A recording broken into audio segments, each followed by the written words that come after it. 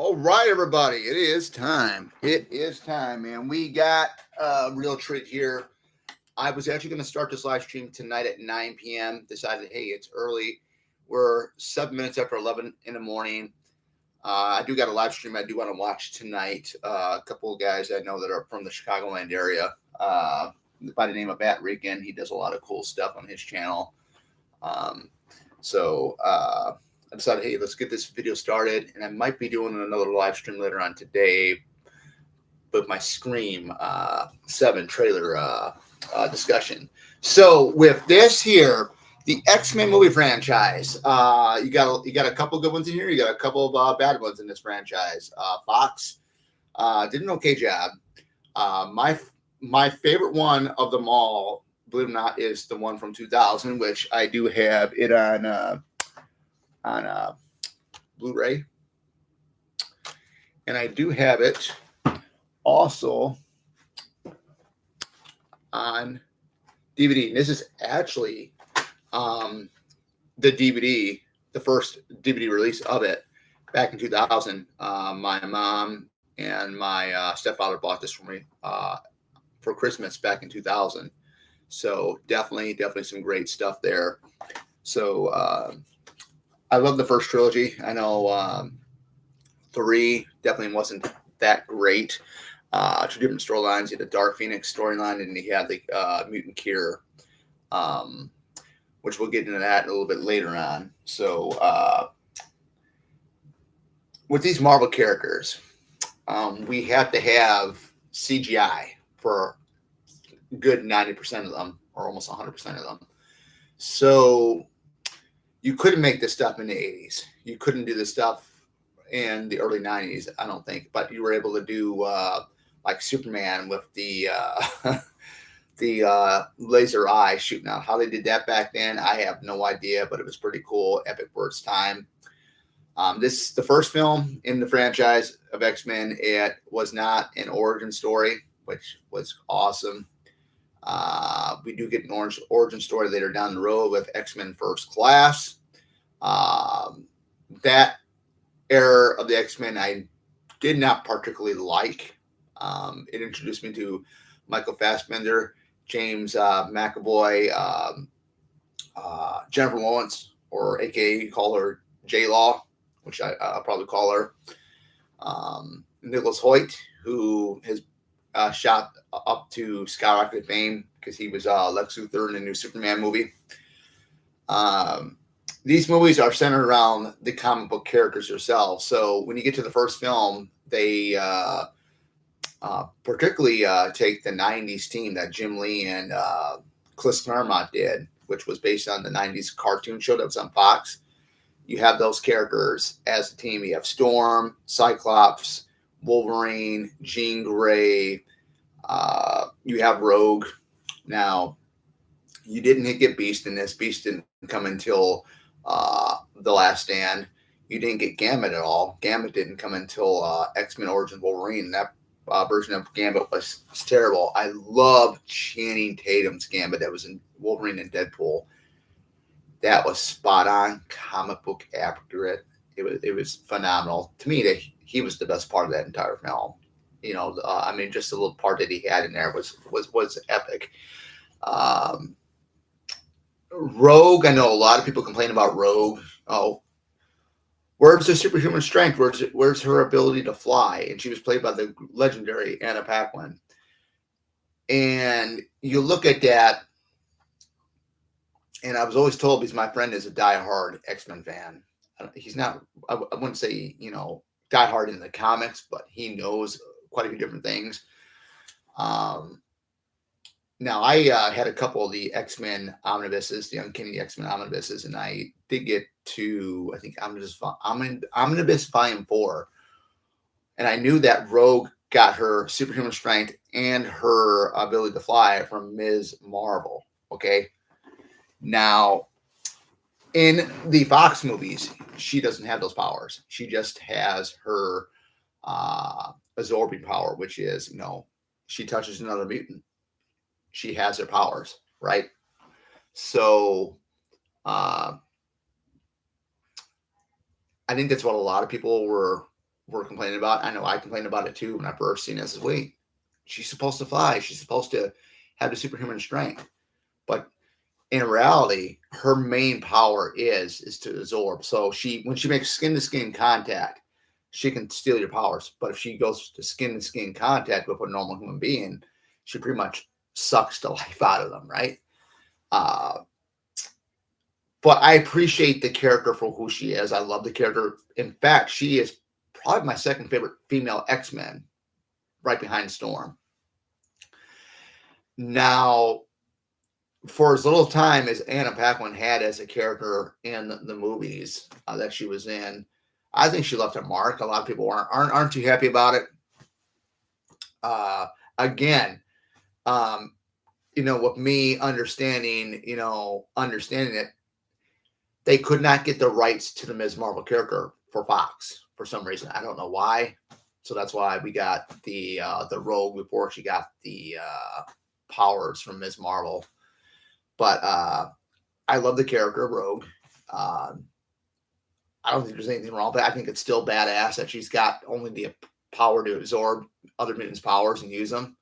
I think that's still just as powerful as the superhuman strength and the ability to fly. So, Rogue is definitely one of my favorites. I love her in the movie. I wish they did a little bit more with her. I mean, I thought we were going to get that in X-Men The Last Stand. Remember when the trailer came out? She's in the trainer room. She's suited up. I'm like, oh, man, Rogue is going to have a big moment in X-Men Last Stand. Unfortunately, she didn't. She ends up getting the cure. But if you get the DVD, so don't send the DVD. I think it might be on the Blu-ray, too, of The Last Stand, that there's an alternative ending where she decides to go to get the cure. She comes back to Bobby Drake, which is Iceman, and says, I just couldn't do it. I couldn't go ahead and cure myself or rid myself of my mutant ability. Hugh Jackman as Wolverine, awesome. I think when you see the scene in X-Men 1, when they're in the bar, when the one guy he got done beating up in the cage fight comes up to him, confronts him, I know what you are. And the bartender has the shotgun out. He has his hand like this with the claws out, and his other hand, he cuts half of the barrel off of the shotgun. I thought that was pretty cool. I thought it was really cool how the claws come out CGI. That to me still holds up today. We're already almost out of 2025. We'll be heading into 2026 here within about a month and a half. Cyclops, I really liked. I like James Marsden as that character. We didn't get to see that. It was sad what they did with that character when we got to X-Men The Last Stand. He got killed off.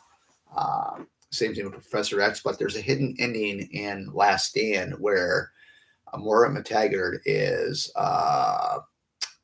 doing something with a patient in the bed. She's going to like check the vitals or something. And this person's like in a coma, and all of a sudden you hear Charles Xavier's voice calls her Moira, and then it ends out, and we're wondering he didn't get killed. Then we find out that he's actually still alive with X-Men, the Wolverine movie that was based in Japan. So that was pretty cool. That was a cool one in itself. That was a direct sequel to X-Men: The Last Stand. Now, X-Men 2, X-Men United, you get the introduction of Nightcrawler, played by Alan Cumming. Great character. I look at the sequence right there with him in the White House wanting to attack the president because of mutant rights or mutant freedom and stuff like that. I thought the whole sequence of him teleporting, the smoke, whatever the hell, the haze, whatever the heck that was really, really still well done. It still holds up today, I think. Lady Deathstrike, and again, I have the honor of meeting her in a couple weeks here. Kelly Hu. I mean, she was also able in Friday Part 8, Jason Takes Manhattan, but she plays Lady Deathstrike, one of the arch nemesis of I believe Wolverine. And see, I'm not a big X-Men comic book reader, so I don't know a whole bunch of things with the whole lore to Wolverine and Lady Deathstrike, but I know they were rivals. I think that maybe at one time they were actual lovers at one time before she had all that stuff done to her.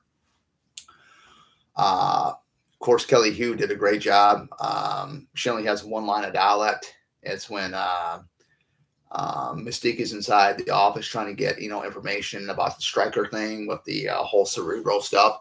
And she says, "What are you doing in here?" And that was the only dialogue she had. That fight scene between her and Hugh Jackman was great. I don't know how much of that fight scene she actually did. I believe she's a real life martial artist. That'd be really cool to ask her about that question. I mean, how was it working with Hugh Jackman? And I mean, when you did your own stunts, where did you do most of them in that fight scene with him and stuff like that? How much was that of him and her both? Because I think Hugh had a stunt double as well. But I did think I seen behind the scenes of it where they're doing like all the wire work and stuff. Just very, really cool stuff. And I've always wanted to meet Kelly Hu, and I got the opportunity. So I'm just keep my fingers crossed in 2 weeks that she doesn't cancel out. I'm just hoping. But yeah. But the Lady Deathstrike character in the movie is nothing like the one that's from the comics. I really wish that they could have done justice with these characters on the Fox side. We're gonna have to wait and see, what's gonna happen once they enter the MCU, because they're already starting to enter the MCU, because we got Patrick Stewart as Professor X and the Multiverse of Madness, which was the second Doctor Strange film. So my thing is what's gonna happen? We already saw what Gambit looks like. I guess he's gonna come back. Spot on. Can you imagine what Rogue is gonna look like in her comic book accurate costume? Because they got Gambit, Channing Tatum, and I think, and everybody keeps saying that Channing Tatum wasn't good as Gambit. You got to be kidding me. He was good. He was supposed to have his own movie. That didn't happen. But I'm so glad that they brought the character to life in Deadpool and Wolverine, and they got him to actually finally play that character. And he stole the show. No offense to like Hugh Jackman coming back after Logan, but to me, Channing Tatum stole the show as Gambit in there. As for the First Class cast, Nicholas Hoult as Beast. I thought that was a really good pick. I love the Beast. I love what he looked like when he became the blue furry guy in First Class. He looked awesome. That version of him looked better than what we got with Days of Future Past and what we had him in X-Men Dark Phoenix. And I believe he might have been in, I don't know if he was in X-Men Apocalypse. I think he might have been in X-Men Apocalypse. Jennifer Lawrence as Mystique. She's no Rebecca Romijn Stamos or Rebecca Romijn for this instance. But to me, when I think of Mystique, Rebecca Romijn is my Mystique. I mean, that's what I grew up with. I was in high school when the first X-Men movie came out, and I thought she was epic. Very, very different take on the character from what it was in the comics. It's a character wears a white dress and she's blue. She's all blue. She's pretty much naked and stuff. But with Jennifer Lawrence, she did not like to be in the prosthetics. So that's why you don't see much of her in the Mystique prosthetic makeup, which is a shame because I know when Rebecca Romijn was Mystique, I know in the first film, it took them like 8 hours to get all that stuff on her. And I know there's a video on YouTube showing them putting the prosthetics on Rebecca Romijn.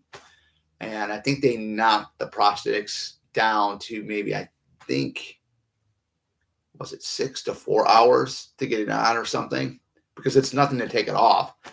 But they something happened where she couldn't wear the contact lenses. Rebecca Romijn, she couldn't wear the contact lenses in the second film, but she did in the first one.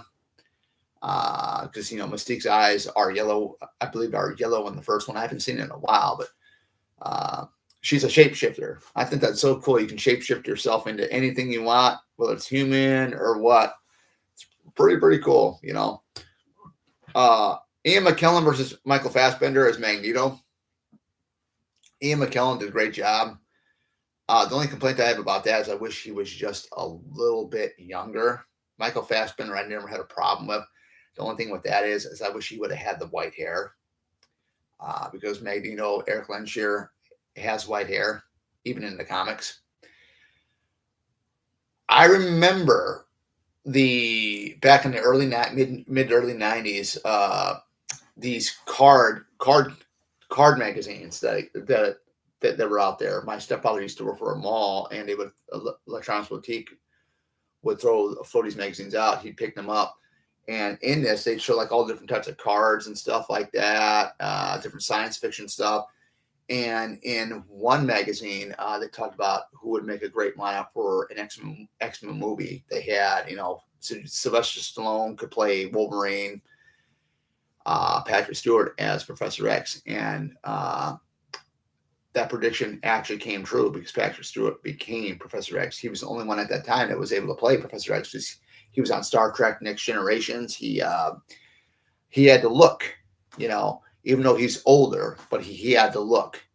James McAvoy, we didn't get to see a bald-headed James McAvoy as Professor X until I believe X-Men Apocalypse. So that's pretty interesting in itself. Because I never knew Professor X didn't even have hair on his head. He was always bald, from what I know in the comics.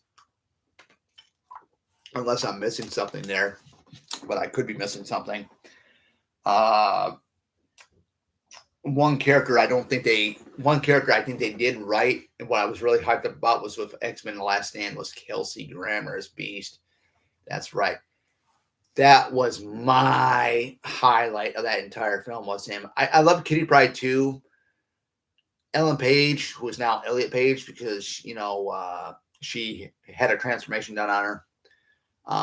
She played that role. Before that, there was another girl in X-Men United that played Kitty Pryde, and then there was another girl before that girl in the first X-Men film that played Kitty Pryde. If I had to take the three of them, I'd probably say the girl from the first film would have been the better choice as Kitty Pryde. Halle Berry as Storm. I know they were originally looking for Angela Bassett, but years later, a couple decades later, she became the mother of the Black Panther in the MCU, the Marvel's Black Panther movies, the two of them that came out. That would have been really interesting seeing Angela Bassett as Storm. Halle Berry, I thought, was really good. Alexandra Shipp, who took on that role in Apocalypse and Dark Phoenix, was great. I love Halle Berry a lot. I mean, I really like some of her stuff that she was in. I think she was a good match, but my favorite version of her Storm would have to be from the very first film. I know there was some type of controversy going on with Last Stand that I guess I heard, I don't know how true this is, because you hear rumor that Halle Berry was complaining about that she didn't have a big enough role, so that if she didn't get a big enough role for Last Stand, she wasn't going to do it, and they gave her the big role. So if you're a Storm fan like I am, X-Men 3 is pretty much the Storm highlight of that entire film as well. So it is, it is what it is. But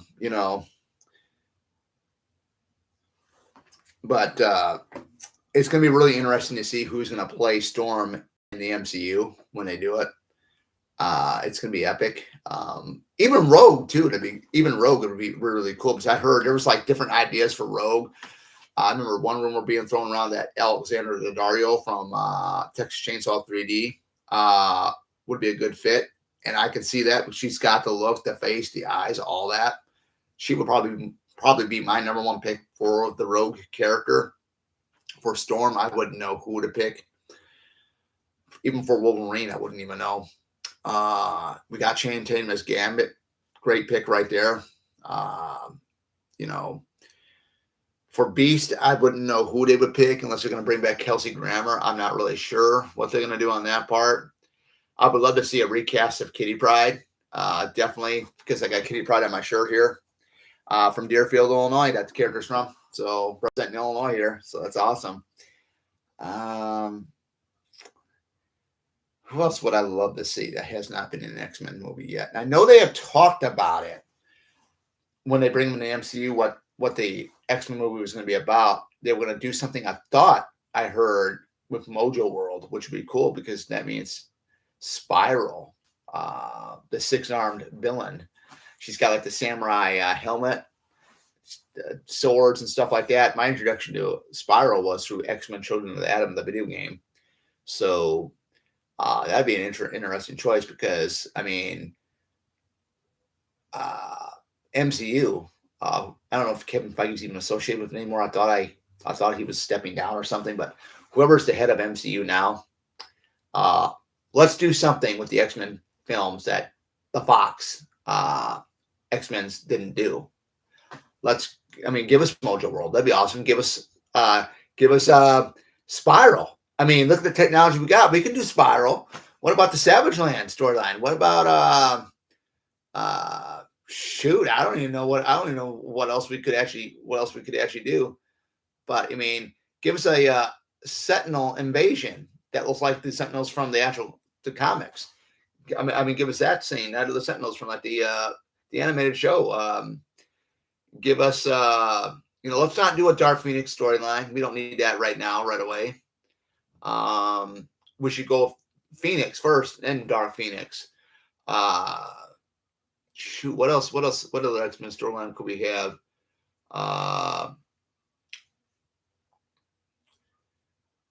We can do the Mutant Massacre one. That'd be a pretty cool one. But I would love to see the Mojo World one. That'd be really cool. I mean, Spiral and Mojo himself. Oh man, that'd be epic, man. I mean, you name it. I mean, there's a lot of stories they could do. Even the Executioner song they can actually do. Just a whole bunch of storylines. There's just too many X-Men storylines out there.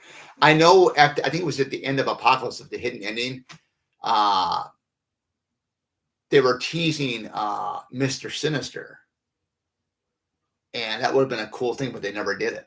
That would have been a cool thing. Bring Mr. Sinister in. That'd be really cool. Bring in. Let's have a crossover. Let's have the X-Men meet the X Factor, which has Strong Guy. We have Wolfsbane, all that, man. Remember, bring them in. Bring some of these X-Men spinoffs to life on live action for the very first time. That'd be really cool too. Let's. You can have the X-Men Inferno storyline. I mean, you can have a ton of stuff, man, that the Fox X-Men films never did or never even touched because they didn't even touch the surface of many of it. Could do a proper Apocalypse storyline, because that one we got, I mean, that was terrible what they did with that character, but it was what it was. And, we just gotta, deal with it until, the X-Men actually get their own movie. So their own movie, I guess, is going to come out in a couple of years. I think they're waiting on, because Avengers Doomsday comes out next year.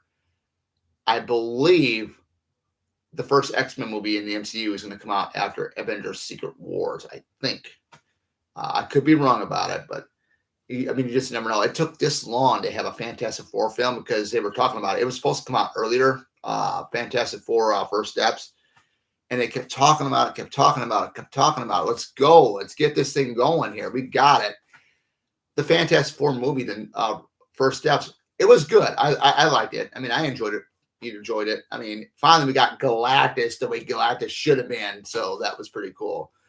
But yeah, guys, I mean, that's just all I wanted to talk about. We're coming up on the 24 minute mark here in the video. Great characters. Days of Future Past didn't even end up being like what it was in the comics. And you got to think too, when you do these Marvel movies, they're not going to make them comic book accurate from the comics because it's Hollywood. They're going to tweak it up. We found it out also too with Captain America: Civil War because in the comic book storyline from Ed Brubaker, Captain America does get assassinated and gets killed. So that didn't happen in Captain America: Civil War, the actual movie. So, but yeah, they will change things up. They'll do what they want. It took us this long to get an accurate Wolverine costume for Deadpool and Wolverine because it was all the black jumpsuits that they had. I thought that was pretty impressive, pretty cool. But at the long run, I look at these films. I love them. My favorite superhero movie of all time, to be honest with you, is the first X-Men film, along with the Tobey Maguire Spider-Man films. That trilogy was good. I mean, they all have their flaws. Don't get me wrong, but there's a lot of good stuff about them. but they're a fun ride from start to finish. I mean, you can watch these films with family. Most of them for the long run.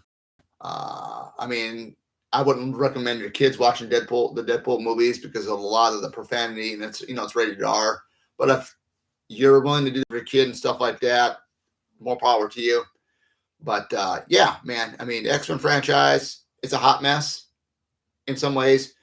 But, I prefer the original trilogy with Jackman, Famke Jensen, James Marsden, Halle Berry, Patrick Stewart, Ian McKellen, Anna Paquin, all those guys versus the First Class cast, which I'm not really too much of a big fan of those guys there, but it is what it is. Pretty much the Mystique show in those. Pretty much, he's the highlight of that era of the X-Men. But yeah, with further ado, guys, that's all I got for right now. I'll see you guys back in the next one, and have a great rest of your Saturday. Take care.